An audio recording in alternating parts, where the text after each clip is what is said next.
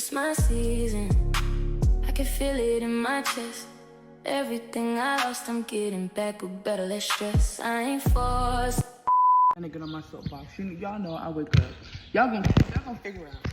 Y'all gonna figure out today that I be waking up and I be getting on my soapbox. I be waking up and getting on my soapbox. If you have a baby right now and your baby is still not even school age, get that parent voice down, because you're gonna have to advocate for your kids' education, like real bad, like real bad, like real bad. You are gonna have to advocate for your child's education real bad, in the next 8 years, for sure, for the next 8 years. So get that voice on. The thing is,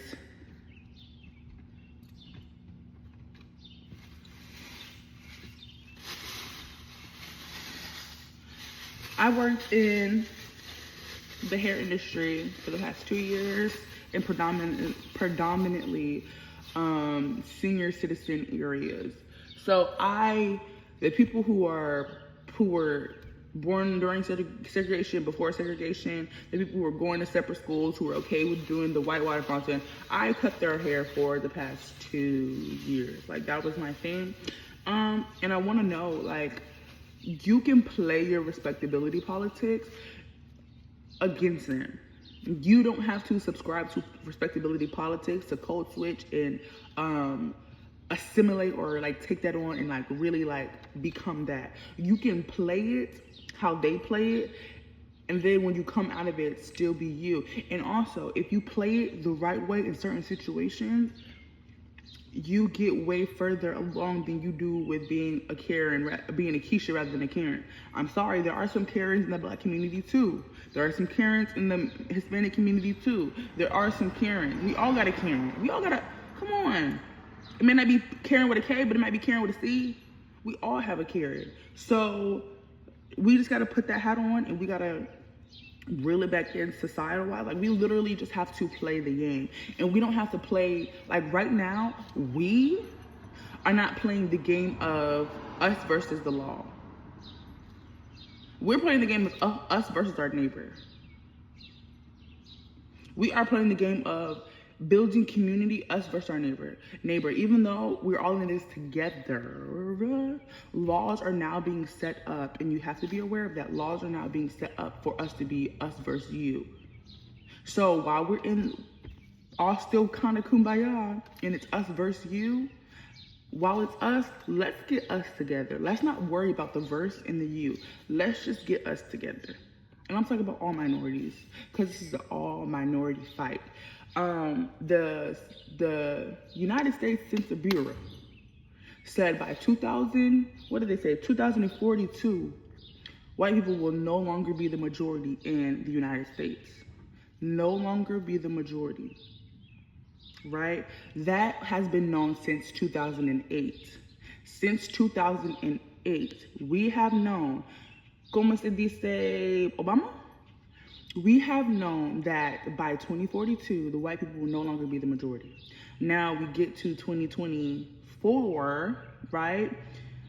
And then we see a Project 2025 come about, and all of it is a basically white nationalist way of going about, and a strategic way of going about how to stop that decline in the majority of white.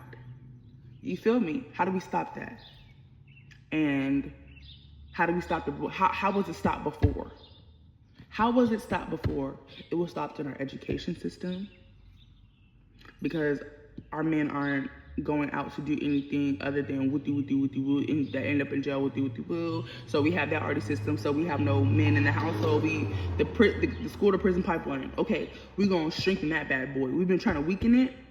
We're gonna go back and try to strengthen her now. How do we go against the how do we, by 2042, white people will no longer be the majority. How do we go against that now? How do we make sure that doesn't happen?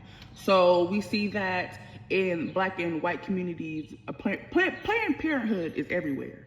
It's not just in the Black community, it's in the white community as well, but they got a nicer office, and they don't say Parenthood on the front. It says services of and so sweet and so cute. You feel me? So how do we do that? We see that even though Black Americans up front, like they were putting us as like the main people who are going to go get a contraceptive, going to go because we have this. That's how they made Planned Parenthood seem and talk Planned Parenthood up. But it was Caucasian women who were going out to get most of them abortions. I ain't gonna lie to you, baby. In the Black community, we was having them babies. A lot of us are those babies that were not aborted. You feel me? So white ladies were going to go get those abortions. Now we're getting to when black Americans, we are not necessarily worried about having kids because we know Black women. We're not necessarily worried about kids because we know the dangers of having kids. So we're being super intentional about having kids. Cool. You're not even worried about us when it comes to these Roe v. Wade. You're not worried about us. You're worried about your white woman counterpart and her having that baby so you, in the end, can have the majority still. Okay. So if we want the white majority to be back, how will we go about the white majority being back? Give police officers immunity. Texas Rangers had immunity. Like, it came to the end, like when laws were starting to be actually put into place. That's when Texas Rangers were starting to be taken to court about the things they were doing and the violence. But Texas Rangers, KKK, they're all the same thing. Texas Rangers, sheriff's departments, like, just give in the East, in the Northeast, in New York, and all those places, we see that like in the 80s, the rise of the police forces and like all that violence and stuff like that. Give them immunity. Terrorize the white people. And then after a couple of, in some terrorization, there's going to be a couple of bodies, a couple of lives lost. Okay, but like that's low-key the point. You feel me? And then you get off. You don't get in trouble for it. Okay, how do we maintain this white majority? How do we maintain the white majority? In our education system, we're going to defund it. And then we are solely going to be the victors. We are so going on. And so we see this prejudice because one, I know what's going on and you don't, so you're stupid. And the other one's like, I know what's going on, you don't, and you're stupid. But at the end of the day, it's on our education system to tell them that both things are true. This was happening over there, different connotation, baby, because it wasn't all that good. Okay? And then this was happening over there at the same exact time. Yes, it was happening at the same exact time. We do have a Harlem Renaissance and the Great Depression at the same time. So, but we don't teach the Harlem Renaissance stuff. So we have kids who know Harlem Renaissance, we only have kids who know Great Depression. It ticks me off. But like, how do we get rid of the white? How do we get the white majority back? That's what I'm trying to say. How do we get the white majority back?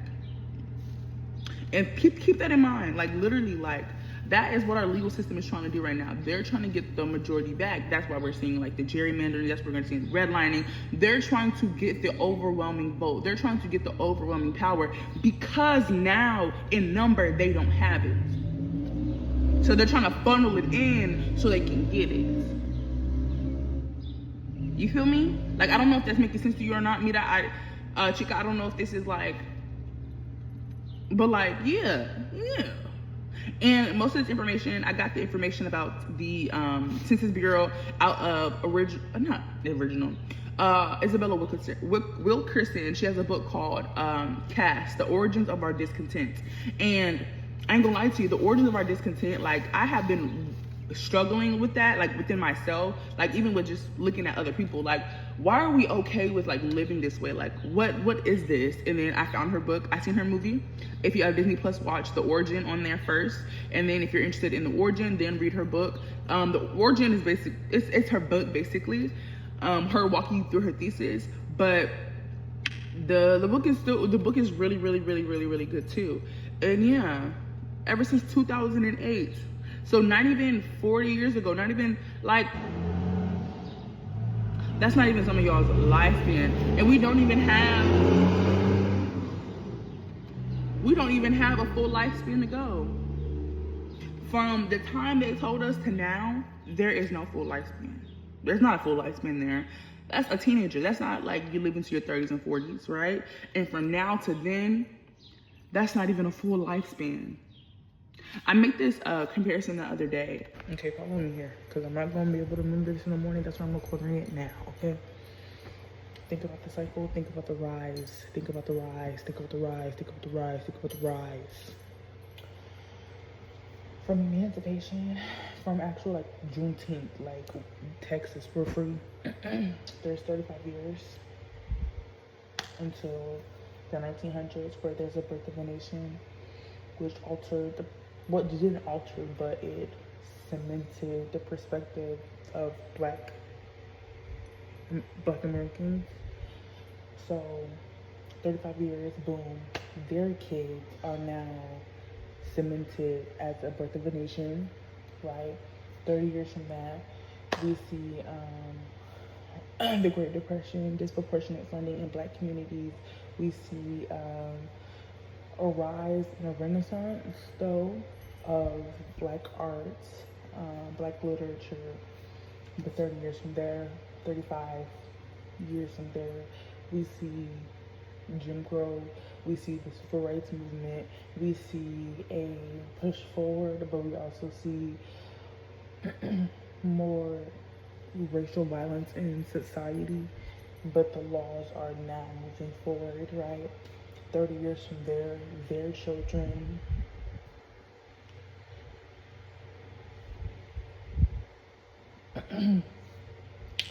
their children growing up in the digital age, growing up with CDs and VHS tapes and Walkmans and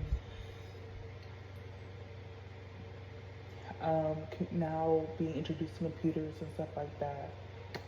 30 years later,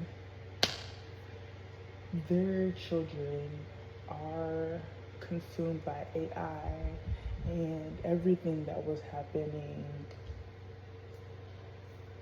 3, 6, 9, 12, 15, 18,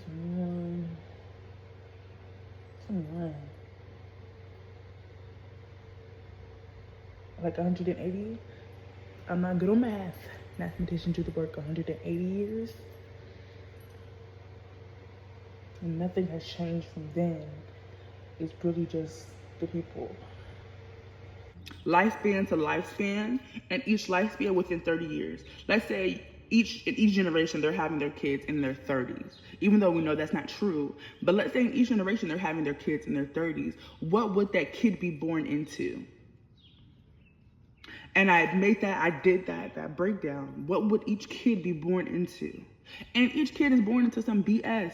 Each kid is born into some BS. But like, we don't even get a full 30-year lifespan before they say that, before they're trying to rule us out of being the majority. We never had a chance.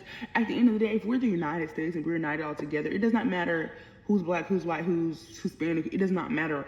Literally, if we're a capitalist country, we're worried about who's coming over here to work, who's worried about getting some money. If you're not getting some money, then you should not be worried. But it's the people who are not getting no money that are worried about the people who are getting some money. Worry about yourself. Where's your money coming from?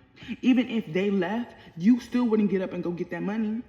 That money is literally just standing there, waiting there. And you're mad about the money that you weren't even worried about.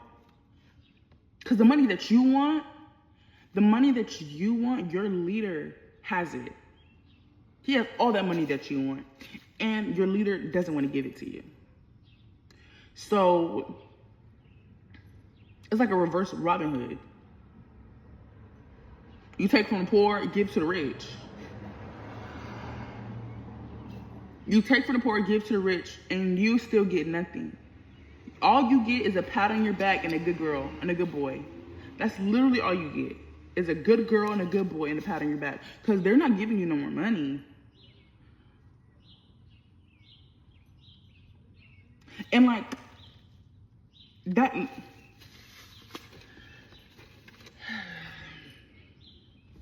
We still have in our legal system ingrained in our country the things of our forefathers in England. You should only think of race as a thing to divide and to show hierarchy. One, at the end of the day, those who are in the top 1%, they do not see race, they see class. So at the end of the day, everybody outside of them is beneath them. So while you in your head, you're seeing I'm better than you, but the person that you want, and When I say black and white communities, it's not like black communities, white communities. I'm literally talking about like after World War II, they literally made sure that there were ghettos, suburbs, and burbs. You feel me? They like literally made sure they were like places where like, and we know that, but like our grandparents grew up in that. They raised their kids in that. Our parents had kids, took us kind of out of that, right? But now those areas are becoming that due to like redlining and gerrymandering and stuff like that. You're following me? So the communities, their communities have stayed their communities. Our communities have stayed our communities. There has been more mixing because of the middle class, but yeah.